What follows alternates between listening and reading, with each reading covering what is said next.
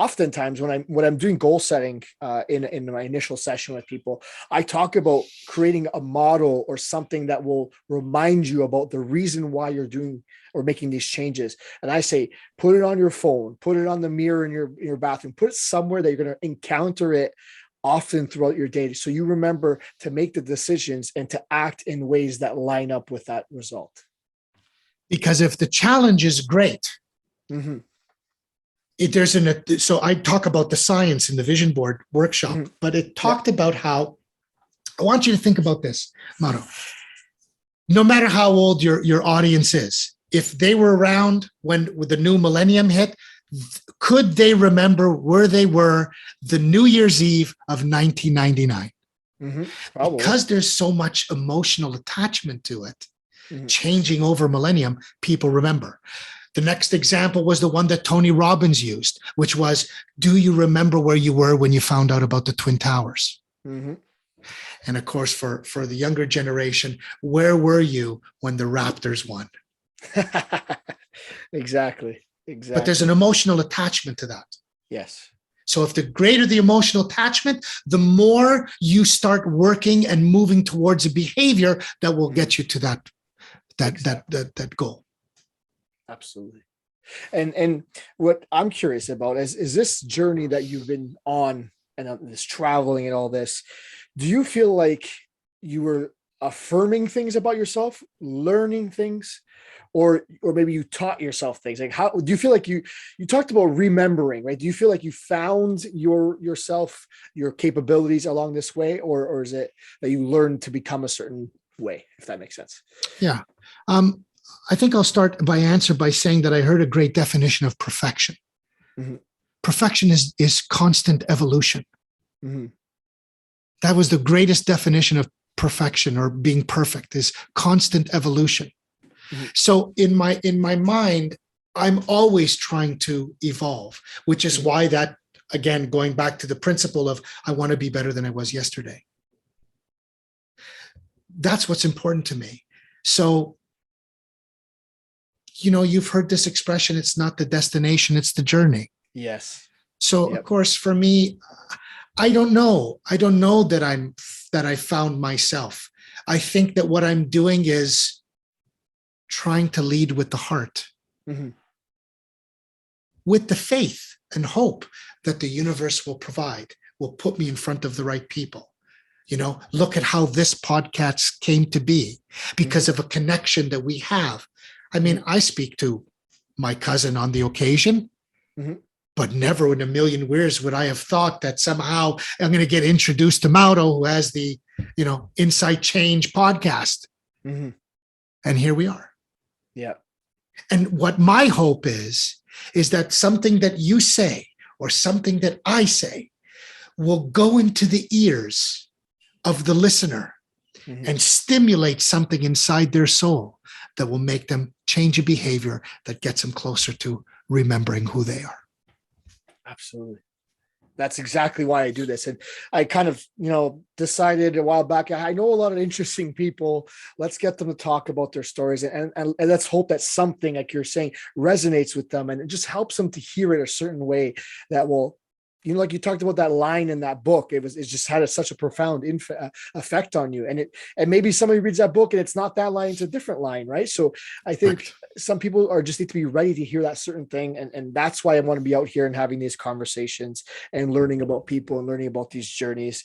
What's something that continues to fascinate me about your story here is I'm wondering, did you surprise yourself? Do you find did you know that you were going to be capable of doing some of these things that you were? Let's say you're running the 12K every day, that kind of stuff.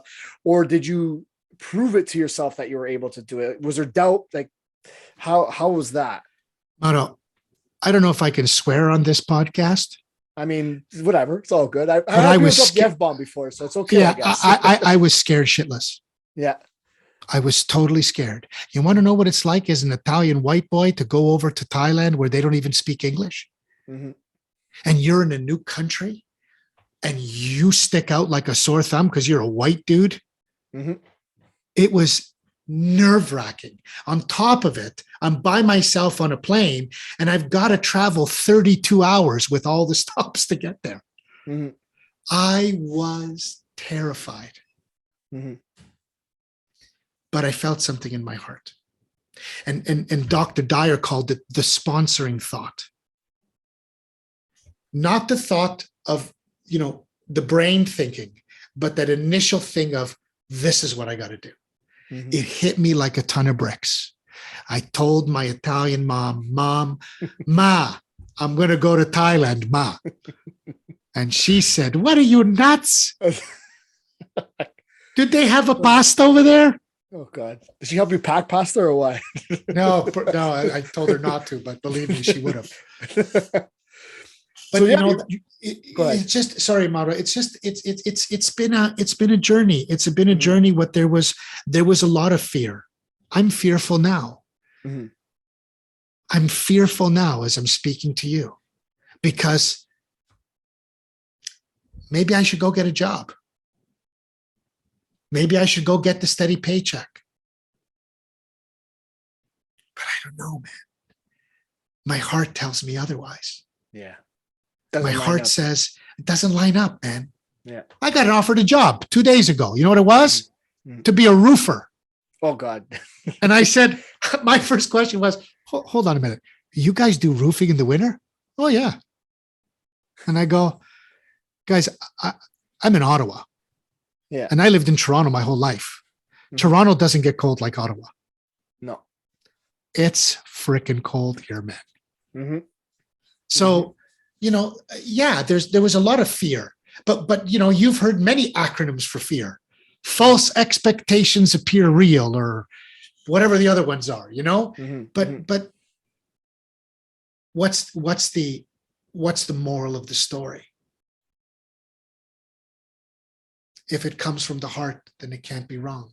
So a line, my famous line is, if you lead from the heart will never steer you in the wrong direction. Mm-hmm. The mind will, but the heart will never steer you in the wrong direction. And it brought you there. And it brought So the you here. biggest challenge, of course, is discernment. Mm-hmm. Discerning between what is mind and what is heart. And to me, that's the journey. Discerning between the two. Mm-hmm. They said to me, the soul was a conduit between the physical and spiritual world. So when I'm aligning myself with who I am, my higher self, the grandest version of myself, my soul is singing. Someone said to me that hell is nothing more than you moving further away from what your soul desires. Mm-hmm. So I think that there's a lot of truth to that. Mm-hmm. Whether it's hoo-ha or not, No, but you said something interesting. Like this offer does not line up with this deep-seated principle, or this guiding force that you have, that you need to push forward. You have other things that are bigger than probably going on a roof in minus 40 degrees. Yeah. And Mauro, I'll be honest with you. Yeah. Thank God for roofers. Yes, we need them. Because we would be up Schitt's Creek without a paddle if we didn't have roofers. Yes. Thank God for roofers. I love roofers. Mm-hmm. I just don't know if I'm a roofer. Mm-hmm. I always used to give the expression, you go to Tim Hortons in the morning and you grab your double or whatever it is that you grab. Mm-hmm. I've dealt with people that there was a I don't drink coffee anymore, but when I was drinking coffee, there was a woman at the window that I would see every morning. Mauro, this woman was destined to be at that window. She was an absolute gem. She would bring you your coffee and your cup of Java, and you would leave there with a smile, because she would make you smile. She was excellent at her job. She worked at Tim Hortons. She was aligned, though. She was aligned. Mm-hmm. So I don't care what it is. Exactly. I don't care what it is that you do. I don't care whether you want to be a baker, a candlestick maker. It doesn't matter to me, man. Just make sure that you go and do what's in your heart.